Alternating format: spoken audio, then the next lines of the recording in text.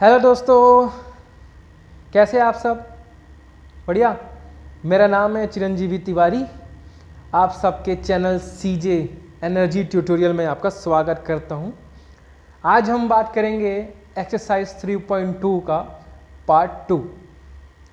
पहला पार्ट हम लोगों ने कर चुका है, थोड़ा इंट्रोडक्टरी पार्ट था। आज हम लोग उसके आगे का कंटिन्यू करेंगे, ठीक है। पिछला लेक्चर जो था वो बहुत बड़ा बन चुका था, इसलिए मैंने सोचा कि इसको तोड़कर एक दूसरे वीडियो लेक्चर में इसको लाया जाए, ठीक है।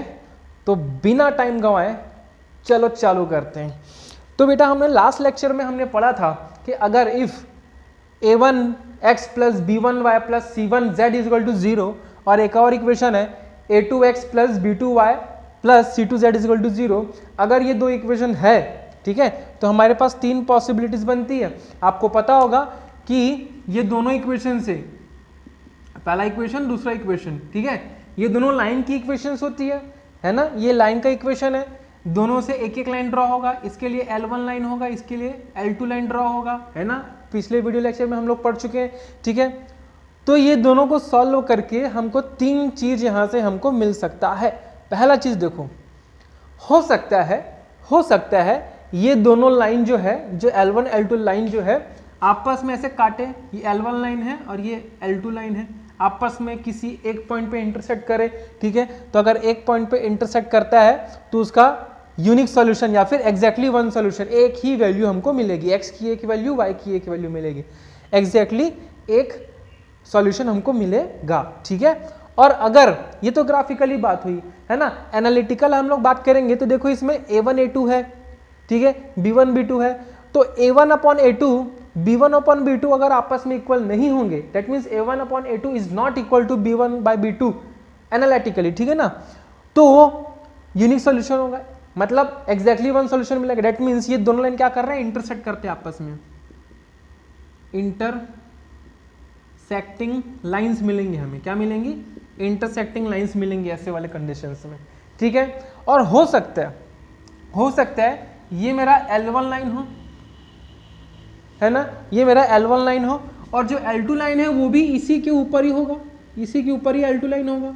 हो सकता है ना, एक के ऊपर एक के ऊपर ये एक लाइन है, एक के ऊपर एक और लाइन, हो सकता है L1 वही लाइन हो, वही L2 लाइन हो। आ रहा है समझ में ग्राफिकली? तो इसको क्या बोलेंगे, को इंसिडेंट लाइन। क्या कहते हैं, को इंसिडेंट लाइन। ये सब पिछले लेक्चर में पढ़ चुके हैं, को इंसिडेंट लाइन कहते हैं, ठीक है। और ये तो ग्राफिकली हुआ था। अब देखो एल्जेब्रिकली या एनालिटिकली कैसे होगा, देखो a1 a2 b1 b2 c1 c2 है ना यहाँ पर। तो a1 upon a2 is equal to b1 upon b2 is equal to c1 upon c2। अगर ये आता है दैट मीन्स वो कोइंसिडेंट लाइंस है, दैट मीन्स दोनों लाइन आपस में इंटरसेक्ट ऐसे कर रहे हैं। आ रहा है समझ में, ठीक है। तो एक बात बताओ, ये L1 L2 सिर्फ एक ही पॉइंट पे इंटरसेक्ट कर रहे थे, लेकिन ये तो पूरा हर जगह आपस में चिपका हुआ है। दैट मीन्स हर एक पॉइंट को हम लोग इंटरसेक्टिंग पॉइंट कह सकते हैं। मतलब बहुत सारे यहाँ पर हमको वैल्यू मिलेंगी, एक सोल्यूशन नहीं मिलेगा, एक पॉइंट पे एग्जैक्टली वन सोल्यूशन। लेकिन यहाँ इतना सारा पॉइंट है, इंटरसेक्टिंग पॉइंट है, तो मेनी सोल्यूशन, इनफाइनाइटली बहुत सारे सोल्यूशन हमको देखने को मिलेंगे, ठीक है। समझ में आया ना, ठीक है। अब देखो एक तीसरा कंडीशन देखो, ये तीसरा कंडीशन क्या कहते हैं, ये मेरा L1 लाइन है और ये मेरा L2 लाइन है। हो सकता है दोनों लाइन आपस में पैरेलल हो सकता है दोनों लाइन आपस में पैरेलल हो, ठीक है। ये पैरेलल लाइंस हो सकते हैं, पैरेलल लाइंस हो सकते हैं, ठीक है। हो सकता है दोनों लाइन क्या हो, पैरेलल हो, ठीक है। तो जब आपस में पैरेलल होते हैं तो एक दूसरे को टच ही नहीं कर रहे हैं, और जब एक दूसरे को टच ही नहीं कर रहे हैं तो उनका तो कोई सॉल्यूशन निकलेगा ही नहीं। यहाँ टच कर रहे हैं, इंटरसेक्ट कर रहे हैं, यहाँ भी इंटरसेक्ट कर रहे हैं, इसलिए यहाँ पर सॉल्यूशन निकलेगा। तो देखो ये दोनों में सॉल्यूशन निकलता है, इसीलिए हम इन दोनों को, किन दोनों को, है ना, यूनिक सॉल्यूशन और इनफिनिट मेनी सॉल्यूशन को कंसिस्टेंट कहते हैं, कंसिस्टेंट सॉल्यूशन कहते हैं। क्या कहते हैं, कंसिस्टेंट सॉल्यूशन कहते हैं, कंसिस्टेंट सॉल्यूशन कहते हैं, क्योंकि इन दोनों में इंटरसेक्ट कर रहे हैं, इन दोनों में सॉल्यूशन हमको मिलता है। लेकिन ये इन दोनों इंटरसेक्ट कर ही नहीं रहे तो कोई भी सॉल्यूशन नहीं मिलेगा, और जब कोई भी सॉल्यूशन नहीं मिलेगा तो उसको क्या कहेंगे, इनकंसिस्टेंट सॉल्यूशन कहते हैं।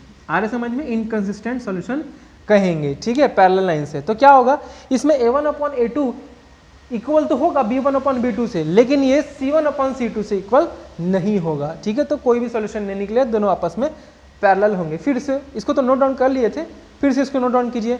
ऊपर के दोनों कंसिस्टेंट होंगे, नीचे वाला जो है पैरेलल इनकंसिस्टेंट होगा। जल्दी इसको नोट डाउन करिए, फिर अपन क्वेश्चन टैकल करते हैं। ओके ठीक है, चलो एक क्वेश्चन करते हैं हम लोग। ये एक्सरसाइज 3.2 का क्वेश्चन नंबर 2 है ना। एक्सरसाइज 3.2 का क्वेश्चन नंबर 2 है। क्या बोलते हैं, on comparing the ratios, ratios को कंपेयर करना है। कौन कौन से रेशियोज को, A1 A2, B1 by B2 and C1 by C2, ये तीनों को कंपेयर करना है। और find out whether the line representing the following pairs of linear equation intersecting at a point, क्या ये दोनों लाइन एक पॉइंट पे इंटरसेक्ट कर रहे हैं, आर पैरेलल, क्या ये पैरेलल है, और कोइंसिडेंट या फिर ये कोइंसिडेंट है। ठीक है, हमको यही तीनों को आपस में कंपेयर करना है। तो देखो यहाँ पर अगर ये दोनों रेशियो अनइक्वल आता है तो क्या है, एग्जैक्टली वन सोल्यूशन है। डेट मीन्स L1 लाइन और L2 लाइन आपस में इंटरसेक्ट करते हैं। ठीक है, तीनों रेशियो इक्वल आते हैं तो मेनी सोल्यूशन, मतलब L1 भी वही है, L2 भी वही है, कोइंसाइड कर चुके हैं। और अगर तीसरा ये L1 लाइन है और ये L2 लाइन है, पैरेलल है, मतलब ये A1/A2 = B1/B2 मिलता है, लेकिन वो C1/C2 से इक्वल नहीं है, मतलब नो सॉल्यूशन। डेट मीन्स वो पैरेलल लाइंस है ना। हमको वही पता लगाना है, यही तीनों को चेक करके। मतलब ये देखो दिया हुआ कैसे कैसे चेक करना है। दोनों इक्वल नहीं आया, इंटरसेक्टिंग है। ठीक है, तीनों इक्वल आ गया, कोइंसिडेंट है ना। और दो इक्वल एक इक्वल नहीं है तो पैरेलल है। समझ में आ रहा है ना। वैसे हमको पूछा है इंटरसेक्ट कर रहा है, पैरेलल है कि कोइंसिडेंट, ये तीनों को कंपेयर करके करना है। ठीक है, चलो देखो यहाँ पर दो इक्वेशन दिया हुआ है। सबसे पहला अपन सॉल्व करते हैं, दो इक्वेशन दिया हुआ है। ठीक है, तो देखो मैंने यहाँ पर बताया था हमको दो इक्वेशन दिया रहेगा। तो देखो पहला इक्वेशन लिखो A1x, देखो यही दो इक्वेशन लिख रहा हूँ, A1x plus B1y plus C1z = 0। Sorry, मैंने यहाँ पर z लिख दिया, z नहीं आएगा, बस C1 C2 आएगा, z नहीं आएगा। ठीक है, z नहीं आएगा, उसको ठीक कर लेना, करेक्शन कर लेना, यहाँ पर z नहीं आएगा। ठीक है, मेरी गलती थी। और दूसरा क्या है, A2x plus B2y plus C2 = 0। चलो यहाँ पर देखो कंपेयर करो, x के बदले x है और A1 के बदले 5 है, A1 के बदले 5 है तो A1 की वैल्यू 5। ठीक है, अब देखो यहाँ पर y के बदले y है B1, B1 के बदले क्या है 4 है, B1 के बदले 4, गलत बेटा, B1 के बदले -4 है, माइनस साथ में दिख रहा है ना, B1 के बदले -4 है तो B1 की वैल्यू -4। और C1 के बदले 8। तो देखो A1 B1 C1 की वैल्यू आ गई। ठीक है, अब देखते हैं यहाँ पर x के बदले x, A2 के बदले क्या लिखा है 7, तो A2 की वैल्यू 7, कंपेयर बस करना है। B2 की वैल्यू क्या है, y के बदले y, B2 की वैल्यू 6, B2 की वैल्यू 6। और C2 की वैल्यू 9, गलत, -9, 9 जो है वो -7 में। ठीक है, A1 A2 B1 B2 C1 C2 सब चीज निकल गया। अब हमको क्या चाहिए, A1/A2 B1/B2 C1/C2 तीनों चाहिए। तो सबसे पहले क्या करते हैं, A1/A2 है ना, A1/A2 चाहिए ना, तो हम सबसे पहले क्या करते हैं A1/A2, थोड़ा बड़े लिखूँ क्या, छोटा छोटा हो रहा है, A1/A2। ठीक है, देखो A1 की वैल्यू 5 है अपॉन A2 की वैल्यू कितनी है 7 है, तो 5/7। ठीक है, चलो सेकंड B1/B2 देखते हैं, B1/B2, B1 की वैल्यू 4, B2 की वैल्यू 6। ठीक है, कुछ कट रहा है क्या, 2 2 = 4, 2 3 = डेट मीन्स 2/3। ओके 2/3। अब अगली बारी किसकी है, C की, C1/C2 देखते हैं। तो C1 की वैल्यू 8 अपॉन C2। अच्छा यहाँ पर B1 माइनस पे है ना, मैंने गलती कर दिया, माइनस। ठीक है, अब देखो C1 की वैल्यू 8 है, C2 की वैल्यू -9, ये कटने वाला तो है नहीं, क्या आएगा -8/9 आएगा, माइनस ऊपर चले गया। ठीक है, तो देखो 5/7, यहाँ पर क्या आ रहा है -2/3, यहाँ पर क्या आ रहा है -8/9। ठीक है, तो एक बात बताओ, A1/A2 और ये B1/B2, A1/A2 का कितना है 5/7 आ रहा है और B1/B2 कितना आ रहा है -2/7। ठीक है, क्या दोनों इक्वल हैं क्या, नहीं बेटा, इक्वल तो मुझे नहीं दिख रहा है। देखो 5/7 है A1/A2 और B1/B2 कितना है -2/3, क्या ये दोनों इक्वल है क्या, नहीं है ना, नॉट इक्वल है। That means A1/A2 not equal to B1/B2, यहाँ से क्लियर हो गया। तो अगर ऐसा सोल्यूशन मिलता है, वही दिखा ना, ऐसा सोल्यूशन मिलता है, दैट मीन्स ये एक यूनिक सोल्यूशन है और दोनों लाइन क्या कर रहे हैं आपस में इंटरसेक्ट करेंगे। ठीक है, तो क्या लिखेंगे, both equations intersect at a point, वो एक पॉइंट पे इंटरसेक्ट करेंगे, है ना, वो एक ही पॉइंट पे इंटरसेक्ट करेंगे, है ना, एक ही पॉइंट पे टच करेंगे, इंटरसेक्ट करेंगे, एंड हैविंग, और क्या है, having unique solution, having unique solution, having unique solution. समझ में आए कि नहीं है? ठीक है बेटा, बस कुछ नहीं करना है, a1/a2 b1/b2 और c1/c2 को हमको कंपेयर बस करना है, और उसके बाद यहाँ पर लिखा हुआ है कौन कौन क्या है। आ रहा समझ में? यूनिक है कि क्या है, एक ही पॉइंट पे इंटरसेक्ट कर रहे हैं, पैरेलल है, कोइंसिडेंट है, क्या है, समझ में आया ना? नोट डाउन करिए, एक और क्वेश्चन करते हैं और जल्दी समझ में आएगा। ओके चलो क्वेश्चन नंबर 2 का ही दूसरा क्वेश्चन देखते हैं, सेकंड वाला, बस कंपेयर बस करना है। ठीक है, ये दिया हुआ है 9x + 3y + 12 = 0, 18x + 6y + 24 = 0। ठीक है, ये दिया हुआ है। ठीक है, अब क्या करेंगे, हमको बस कंपेयर करना है। क्या करेंगे हम लोग, लिखेंगे a1x + b1y + c1 = 0, a2x + b2y + c2 = 0। ठीक है, अब क्या होगा, कंपेयर बस करो, देखो x के बदले x, a1 के बदले क्या है 9 है, तो a1 की वैल्यू कितनी आ गई 9, b1 की वैल्यू कितनी आ गई देखो, y के बदले y, b1 के बदले 3, b1 की वैल्यू 3 और c1 की वैल्यू कितनी है 12। आ रहे समझ में? ओके, अब देखो सेकंड में भी कंपेयर करते हैं हम लोग, इधर देखो कंपेयर करेंगे, x के बदले x, ठीक है, दिख रहा है कि नहीं दिख रहा है, x के बदले x और a2 के बदले क्या है यहाँ पर 18, a2 की वैल्यू 18। अब देखते हैं b2 की वैल्यू, y के बदले y, b2 के बदले 6, तो b2 की वैल्यू 6 और c2 की वैल्यू कितनी आएगी 24। क्लियर है ना यहाँ तक, किसी डाउट तो नहीं है? ठीक है, तो चलो क्या क्या चाहिए हमको, a1/a2 चाहिए। ठीक है, a1 कितना 9/a2, a2 कितना 18, 9 1 जा 9 2 जा, तो 1/2 आ रहा है समझ में? उसके बाद क्या चाहिए, b1/b2 चाहिए, b1 कितना है 3, b2 कितना है 6, 3 1 जा 3 2 जा 6, यहाँ भी 1/2 आ रहा है, दोनों इक्वल है ना वैल्यू। उसके बाद आप क्या चाहिए बेटा, c1/c2 चाहिए, क्या चाहिए c1/c2 चाहिए। ठीक है, c1 की वैल्यू 12 है अपॉन c2 की वैल्यू 24 है, तो 12 1 जा 12, 12 2 जा 24। देखो तीनों की वैल्यू 1/2 1/2 1/2 आ रही है, जिससे क्या पता चला, तीनों इक्वल आया ना, a1/a2 = b1/b2 = c1/c2, तीनों की value equal I.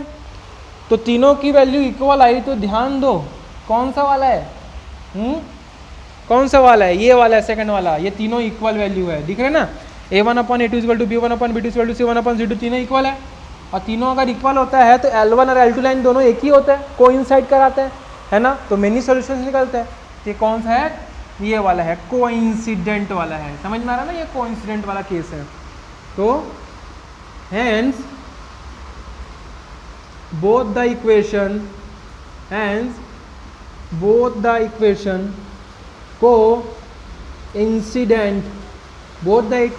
coincident and और क्या है infinite many solution and have infinitely many solution। ठीक है, बस बेटा कुछ नहीं करना है, कंपेयर करना है बस, तीनों में से कौन सा आ रहा है, उसके बाद लिख दो आंसर वैल्यू, है ना, बहुत आसान सा चीज़ है। जल्दी इसको नोट डाउन करो, एक और क्वेश्चन करते हैं, जल्दी से नोट करिए, वीडियो पॉज करके नोट करिए। उसी का थर्ड वाला देखते हैं, क्वेश्चन नंबर 2 का थर्ड वाला देखते हैं, क्या लिखा है यहाँ पर, दो इक्वेशन लिया, 6x - 3y + 10 = 0, 2x - y + 9 = 0, यहाँ पर दो दिया हुआ है। ठीक है, आप वीडियो पॉज करके जल्दी से बनाइए इस क्वेश्चन को। ठीक है, मैं भी यहाँ पर सॉल्व कर रहा हूँ, मेरे से पहले आप जल्दी से बना के दिखाइए कि ये जो सॉल्यूशन है वो क्या इंटरसेक्ट कर रहा है या पैरेलल है या फिर कोइंसिडेंट है। जल्दी मेरे से पहले सॉल्व करके बताइए, मैं सॉल्व कर रहा हूँ। ठीक है, तो यहाँ कंपेयर करेंगे, क्या आएगा, a1x + b1y + c1 = 0, a2x + b2y + c2 = 0। तो कंपेयर करने से क्या मिलेगा हमको, a1 की वैल्यू 6 मिलेगी, b1 की वैल्यू देखो माइनस के साथ लेना बेटा, अगर कोई माइनस दिखता है तो माइनस साथ लेना है, b1 की वैल्यू -3, c1 की वैल्यू 10, यहाँ से A2 की वैल्यू 2, B2 की वैल्यू -1।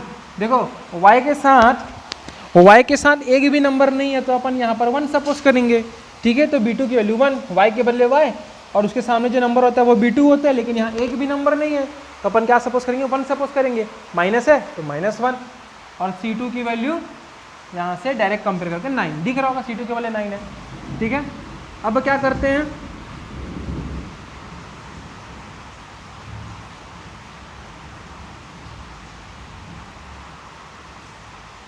अब बस कंपेयर करना है A1 अपॉन A2, A1 कितने 6 अपॉन A2 कितने 2 1 जा 2 3 जा, तो 3/1 आ रहा है, ठीक है।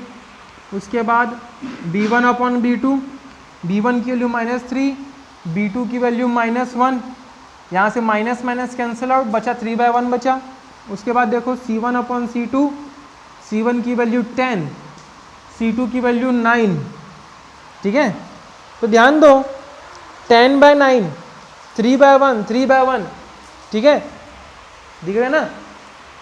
यहाँ पर ये दोनों इक्वल है, 3/1 दोनों, मतलब A1 अपॉन A2 और B1 अपॉन B2 देखो इक्वल आ रहा है वैल्यू, इसका वैल्यू अलग आ रहा है, मतलब ये दोनों इक्वल हैं, ये इक्वल नहीं है। आ रहा है समझ में, ये दोनों इक्वल हैं और ये इक्वल नहीं है। तो देखो क्या है, A1 upon A2 is equal to B1 upon B2, ये दोनों इक्वल है, बट ये तो 10/9 ये C1 अपॉन C2 ये इक्वल नहीं है, नॉट इक्वल है। तो देखो कौन सा है, देखो याद है ये दोनों इक्वल हैं बट C1 और C2 के साथ इक्वल नहीं है, ठीक है। दैट मीन्स इसका कोई भी सॉल्यूशन नहीं आएगा। और सॉल्यूशन 0 कब आता है, कब नहीं आता है, जब वो लाइन आपस में पैरेलल हो, ठीक है। तो ये क्या है, बोथ द इक्वेशंस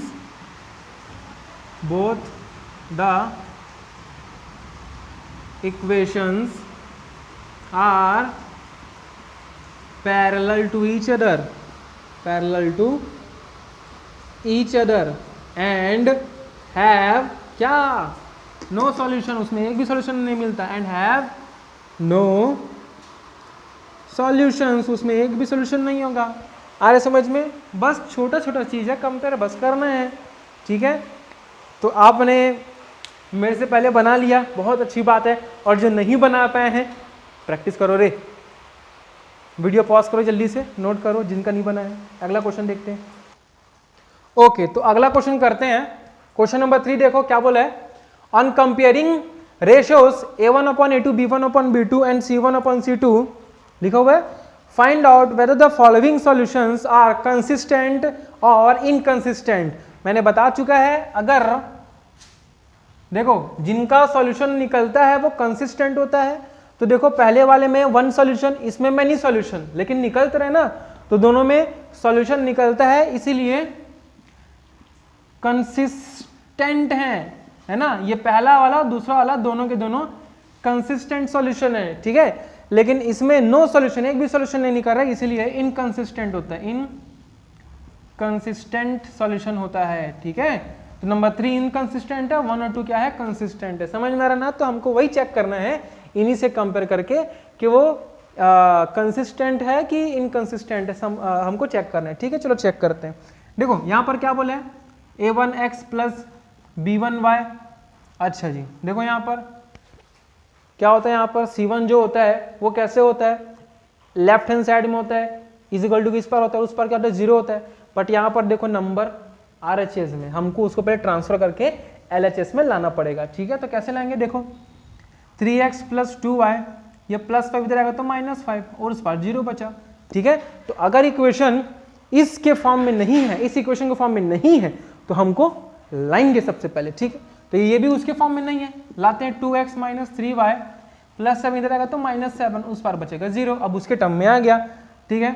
तो क्या है, A1x plus B1y plus C1 is equal to 0, A2x plus B2y plus C2 is equal to 0, है ना। वो इक्वेशन हमने यहाँ पर लिख लिया। अब कंपेयर करना है, A1 के बदले यहाँ पर 3 है ना, A1 के बदले 3 है, B1 के बदले 2 है, और C1 के बदले -5 है, C1 के बदले -5 है। आ जाओ इसमें, A2 के बदले 2 है, B2 की वैल्यू -3 है,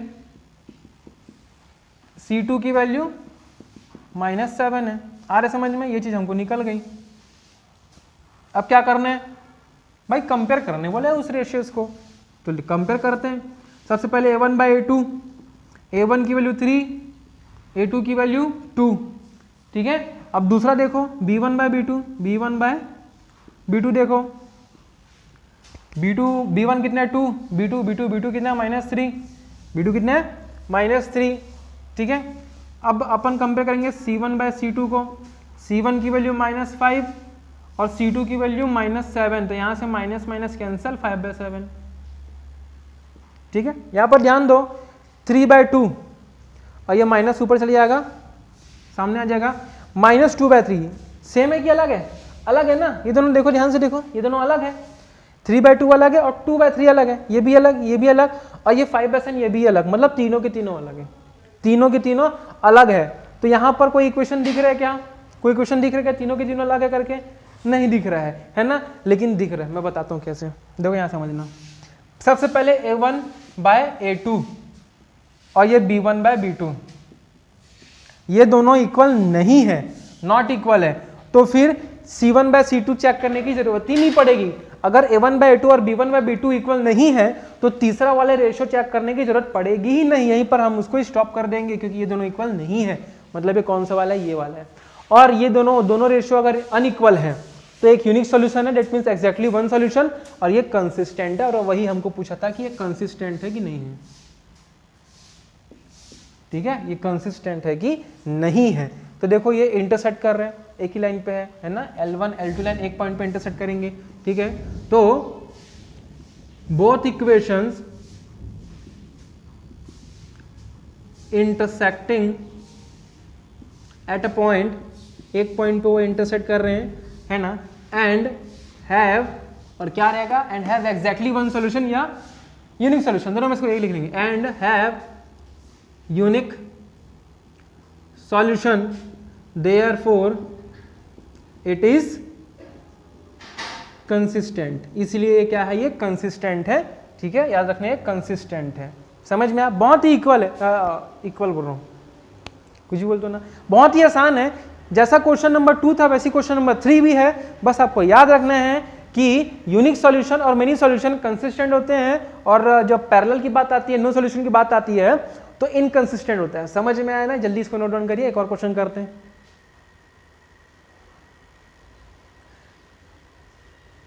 देखिए एक और क्वेश्चन करते हैं हम लोग, ठीक है, क्वेश्चन नंबर 3 का सेकंड वाला है, ठीक है। देखो ये जो दोनों इक्वेशन गिवन है वो इसके टर्म में नहीं है, तो सबसे पहले क्या करेंगे, उसके टर्म में लाएंगे। दैट मीन्स जितने भी जो नंबर है, जितनी भी चीज़ है, LHS में लाएंगे, RHS में सिर्फ और सिर्फ 0 होना चाहिए। यहाँ पर 0 नहीं है तो +8 इधर लाएंगे तो -8 आ जाएगा, उस पर 0 आ गया, आसान सी चीज़ है। वैसे ही -9 आ जाएगा, इधर +9 इधर आके -9, ठीक है, आ गया उसके टर्म में। अब क्या करेंगे, बस कंपेयर करना है। तो क्या होता है हमारा equation, a1x plus b1y plus c1 is equal to 0, a2x plus b2y plus c2 is equal to 0। तो यहाँ से कंपेयर करने से a1 की वैल्यू 2, a1 की वैल्यू 2, ठीक है, b1 की वैल्यू क्या मिलेगी, देखो b1 कंपेयर करेंगे तो क्या -3, ओके, और c1 की वैल्यू क्या है 8, नहीं -8, c1 की वैल्यू -8। समझ में आ रहे हैं ना? अच्छे से लिखता हूँ, a1 की वैल्यू 2, b1 की वैल्यू -3, c1 की वैल्यू -8। आ रहा है समझ में?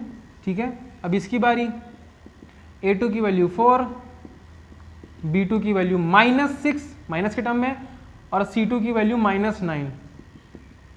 आ रहा है समझ में? अब बस इसको कंपेयर करना है, ठीक है। मेरे से कई आप लोग तो मेरे से पहले करके बैठ गए होगे, ठीक है, कोई बात नहीं, अच्छी बात है, फिर लास्ट में आंसर आएगा, चेक कर लेना। चलिए पहला a1/a2, a1 की वैल्यू 2 अपॉन a2 की वैल्यू 4, 2 1 जा 2 2 जा, डेट मीन्स 1/2 आ रहा है। उसके बाद b1 अपॉन b2 की वैल्यू चेक करना है, b1 की वैल्यू -3, b2 की value -6, minus minus cancel out, 3 1 जा 3 2 जा, ये भी कितना आया, +1/2 आया। अब अगली बारी c1/c2 की है, c1 कितना है -8, c2 कितना है -9, माइनस माइनस कैंसिल आउट, क्या बचा 8/9। ध्यान दो बेटा, इसमें a1/a2 1/2 आया वैल्यू, b1/b2 की वैल्यू भी 1/2 आया, मतलब ये दोनों इक्वल आया है, A1/A2 B1/B2 इक्वल आया है, लेकिन ये 8/3 C1/C2 अलग आया है, नॉट इक्वल है। तो यहाँ से क्या निकला, ये दोनों इक्वल है, A1/A2 is equal to B1/B2, ये दोनों इक्वल है, ठीक है। लेकिन ये C1/C2 की वैल्यू अलग आई है, मतलब ये नॉट इक्वल है C1/C2। आ रहा है समझ में? तो देखो ये कौन सा है, ये वाला लास्ट वाला है, ठीक है। और लास्ट वाला है तो इसके पास कोई भी सॉल्यूशन नहीं होगा। क्यों नहीं होगा? क्योंकि ये पैरेलल लाइंस है, इसलिए इनकंसिस्टेंट होगा, ठीक है। तो क्या लिखेंगे, both the equations are parallel to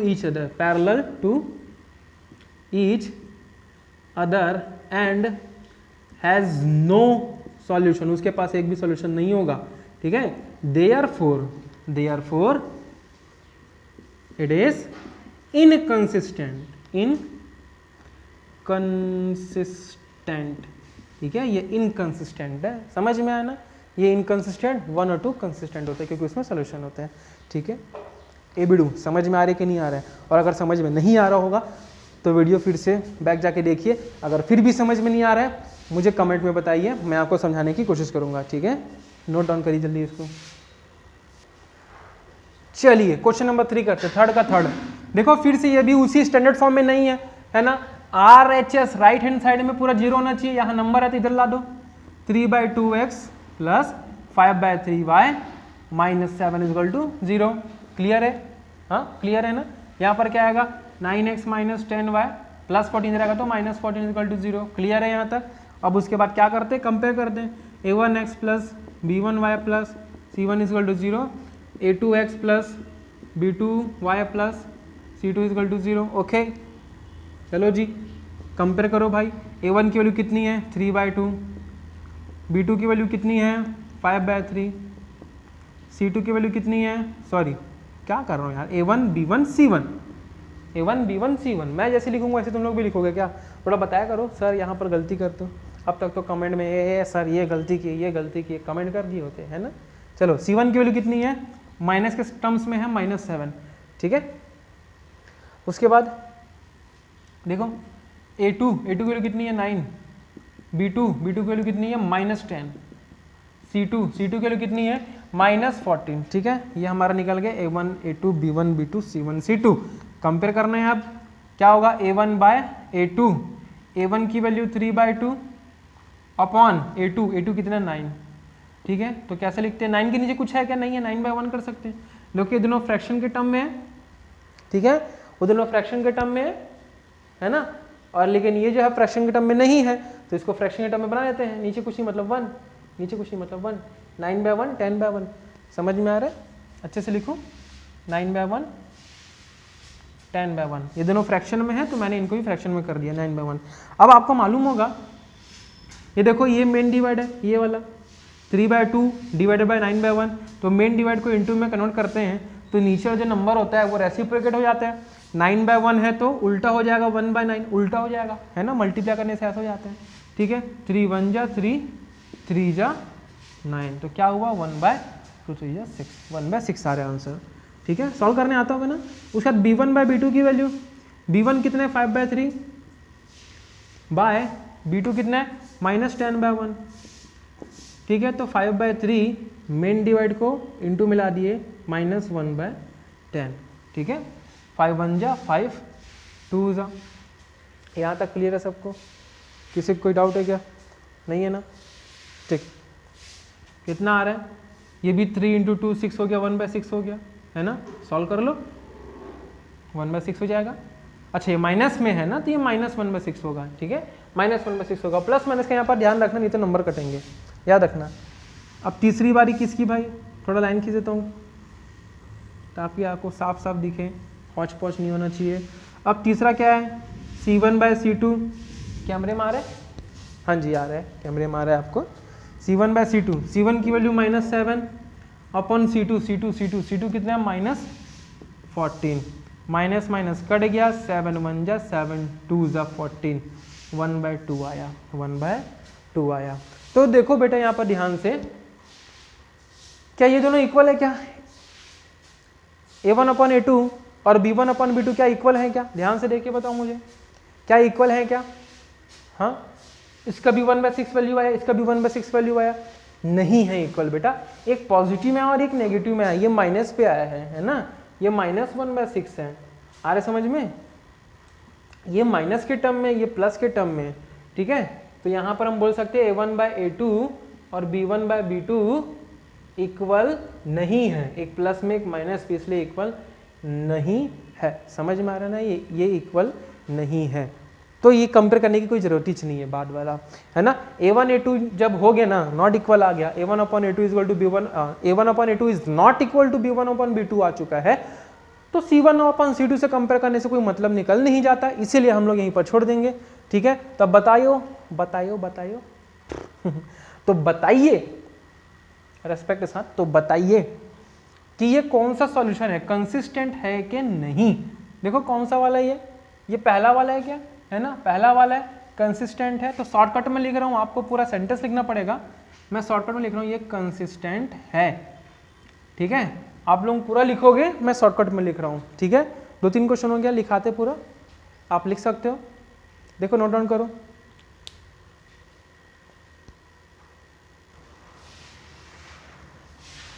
तो एक और क्वेश्चन आपके सामने में इधर हाजिर है मेरे पीछे में, और करते हैं इसको। देखो सेम टू सेम, RHS 0 नहीं है, जबकि हमको 0 चाहिए RHS, तो ये टर्म को इधर लाएंगे, क्या होगा 5x - 3y - 11 = 0। यहाँ पर क्या आएगा -10x + 6y, ये -22 इधर आएगा तो +22 हो जाएगा = 0। क्लियर, ठीक है। अब देखो कंपेयर करो, a1x + b1y + c1 = 0, ठीक है। क्या आएगा a2x + b2y + c2 = 0।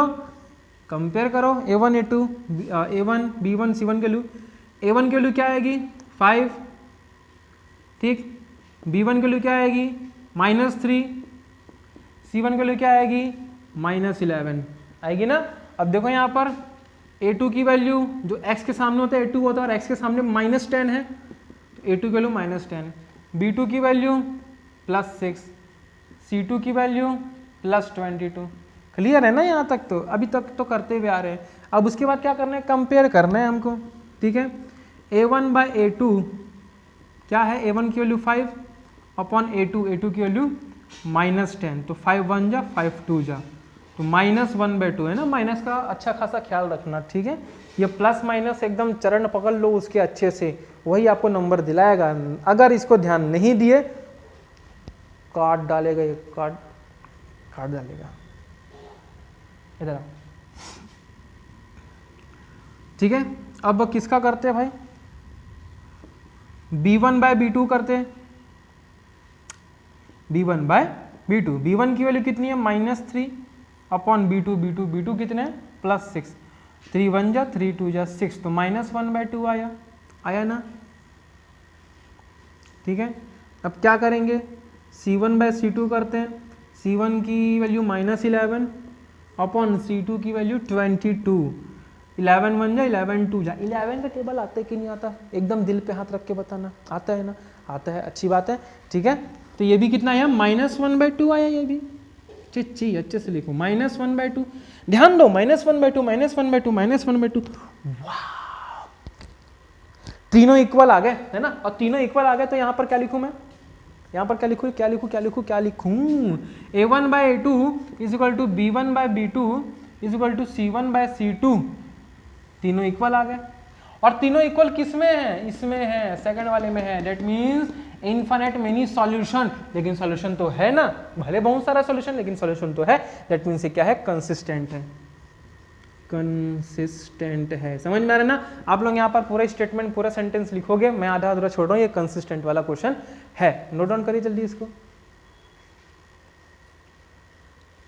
Question number 3 के लास्ट क्वेश्चन है, थर्ड का 5th वाला क्वेश्चन है, ठीक है, लास्ट क्वेश्चन है क्वेश्चन नंबर 3 का। देखते हैं इसको, सबसे पहले इसको स्टैंडर्ड फॉर्म में लिखते हैं, 4/3x + 2y, 8 इधर आ जाएगा -8, 2x + 3y, 12 इधर आ जाएगा -12। अब इसको कंपेयर करो, a1x + b1y + c1z से = 0, a2x + b2y + c2 इक्वल करो इसको, ठीक है, इक्वल टू 0, कंपेयर करो। तो कंपेयर करने से हमको क्या मिला, यहाँ पर कंपेयर करने पर बच्चा हमको मिला A1 की वैल्यू 4/3 मिली, B1 की वैल्यू 2 मिली और C1 की वैल्यू -8 मिली। क्लियर है, यहाँ तक क्लियर है आपको, ठीक है।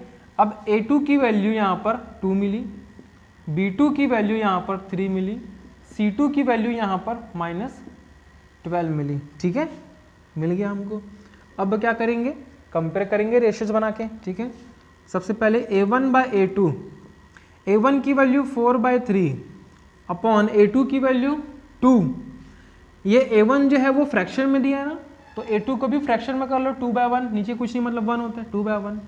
अब 4/3 मेन डिवाइड को इनटू में कन्वर्ट करेंगे तो नीचे में जो डिनोमिनेटर होता है उसको रेसिप्रोकेट कर देंगे, उल्टा कर देंगे, 2 1 जा 2 2 जा, क्या आया हमारे पास 2/3 आया, ठीक है। अब अगला क्या है, B1/B2 को कंपेयर करेंगे, B1 कितना 2, B2 कितना 3, 2/3 आया ये, है ना, कट तो नहीं रहा है।